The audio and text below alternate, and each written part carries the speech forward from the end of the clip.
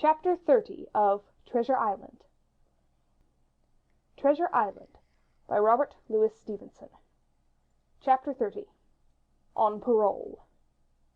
I was wakened, indeed we were all wakened, for I could see even the sentinel shake himself together, from where he had fallen against the door-post, by a clear, hearty voice hailing us from the margin of the wood.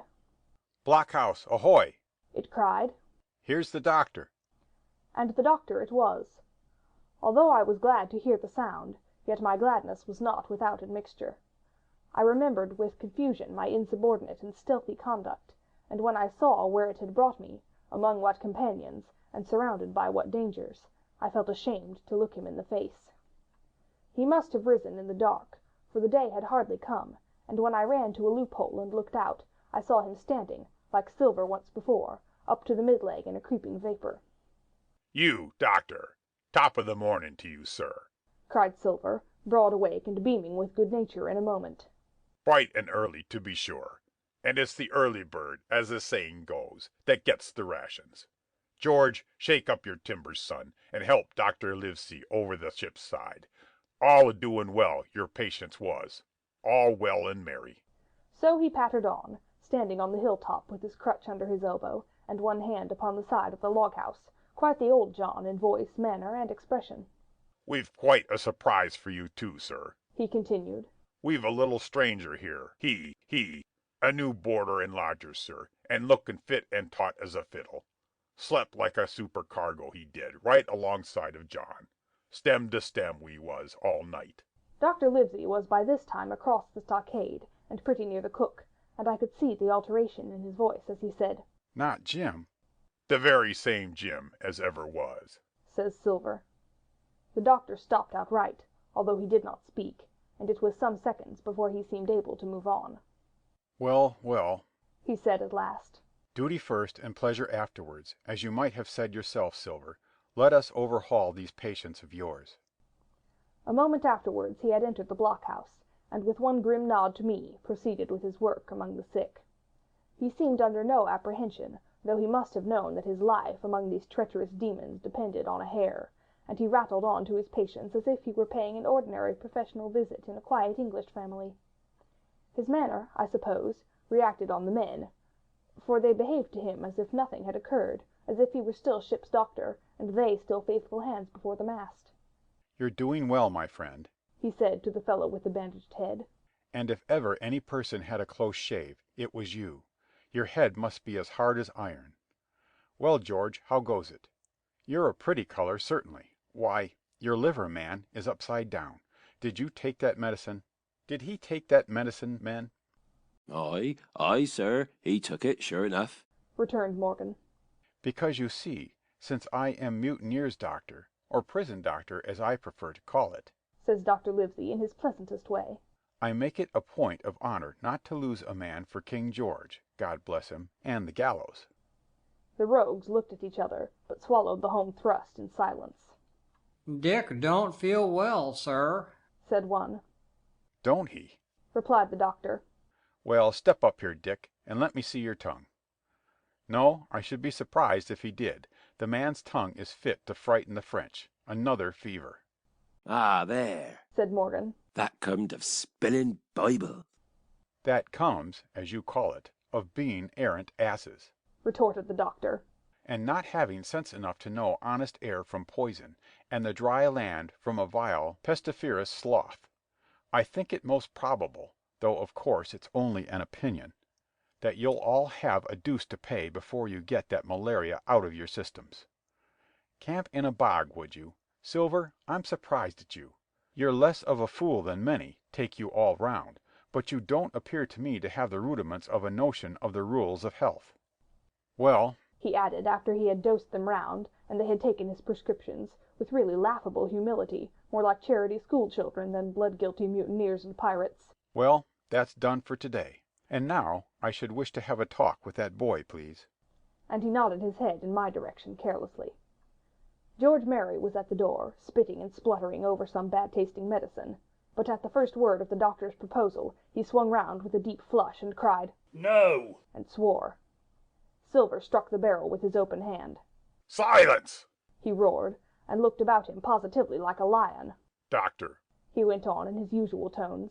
I was a-thinking of that, knowing as how you had a fancy for the boy. We're all humbly grateful for your kindness, and as you see, puts faith in you, and takes the drugs down like that much grog. And I take it I found a way as'll suit all. Hawkins, will you give me your word of honor as a young gentleman, for a young gentleman you are, although poor born, your word of honor not to slip your cable? I readily gave the pledge required. Then, Doctor, Said Silver. you just step outside of that stockade, and once you're there, I'll bring the boy down on the inside, and I reckon you can yarn through the spars. Good day to you, sir, and all our duties to the Squire and Captain Smollett. The explosion of disapproval, which nothing but Silver's black looks had restrained, broke out immediately the doctor had left the house. Silver was roundly accused of playing double, of trying to make a separate peace for himself, of sacrificing the interests of his accomplices and victims, and, in one word, of the identical exact thing that he was doing. It seemed to me so obvious in this case that I could not imagine how he was to turn their anger. But he was twice the man the rest were, and his last night's victory had given him a huge preponderance on their minds. He called them all fools and dolts, and you can imagine, said it was necessary I should talk to the doctor, fluttered the chart in their faces, asked them if they could afford to break the treaty the very day they were bound treasure hunting. No, by thunder! He cried.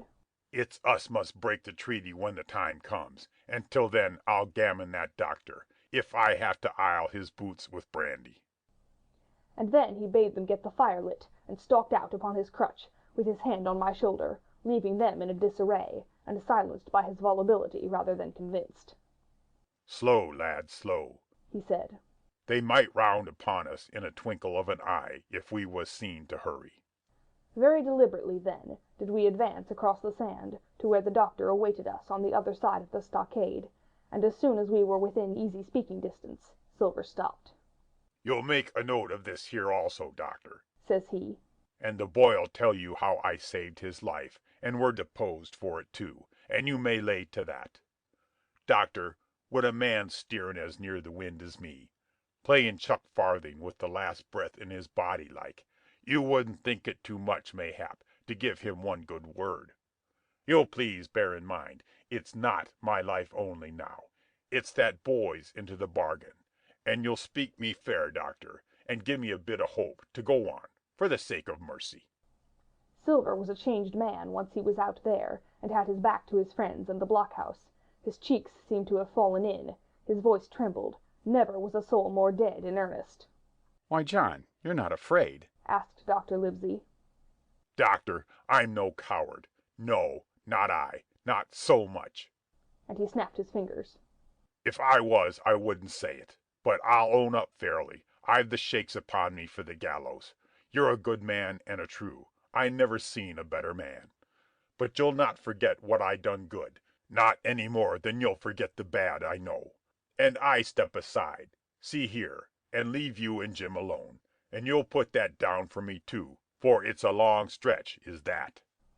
So saying, he stepped back a little way, till he was out of earshot, and there sat down upon a tree stump and began to whistle, spinning round now and again upon his seat, so as to command a sight, sometimes of me and the doctor, and sometimes of his unruly ruffians, as they went to and fro in the sand between the fire, which they were busy rekindling, and the house, from which they had brought forth pork and bread to make the breakfast. So, Jim, said the doctor sadly, here you are. As you have brewed, so shall you drink, my boy. Heaven knows, I cannot find it in my heart to blame you, but this much I will say, be it kind or unkind. When Captain Smollett was well, you dared not have gone off, and when he was ill and couldn't help it, by George, it was downright cowardly. I will own that here I began to weep. Doctor, I said, you might spare me. I have blamed myself enough. My life's forfeit anyway, and I should have been dead by now if Silver hadn't stood for me. And, doctor, believe this, I can die, and I dare say I deserve it. But what I fear is torture. If they come to torture me— Jim, the doctor interrupted, and his voice was quite changed. Jim, I can't have this. Whip over, and we'll run for it. Doctor, said I passed my word. I know, he cried. We can't help that, Jim, now.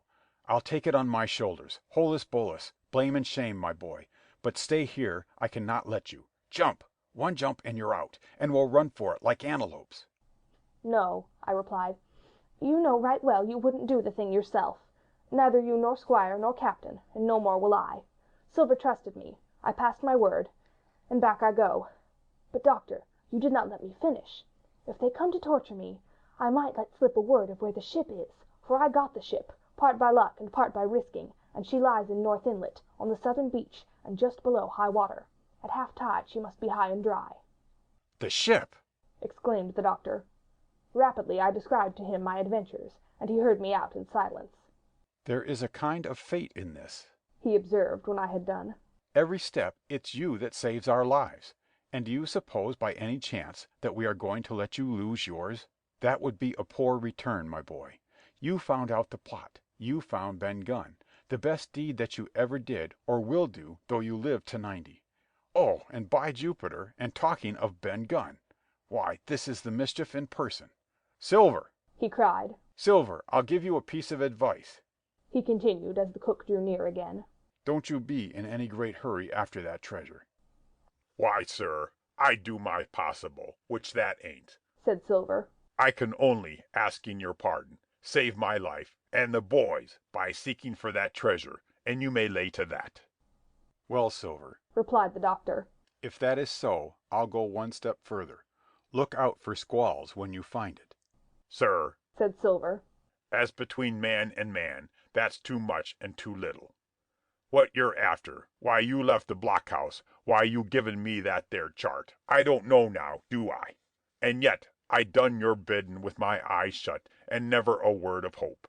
But no, this here's too much. If you won't tell me what you mean plain out, just say so, and I'll leave the helm." "No," said the doctor musingly. "I've no right to say more. It's not my secret, you see, Silver, or, I give you my word, I'd tell it you. But I'll go as far with you as I dare go, and a step beyond, for I'll have my wig sorted by the captain, or I'm mistaken. And first I'll give you a bit of hope.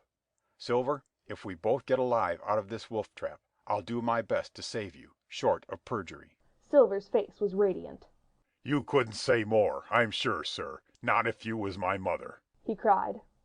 "Well, that's my first concession," added the doctor. "My second is a piece of advice. Keep the boy close beside you, and when you need help, hallo. I'm off to seek it for you, and that itself will show you if I speak at random. Good-bye, Jim." And Dr. Livesey shook hands with me through the stockade, nodded to Silver, and set off at a brisk pace into the wood. End of chapter 30.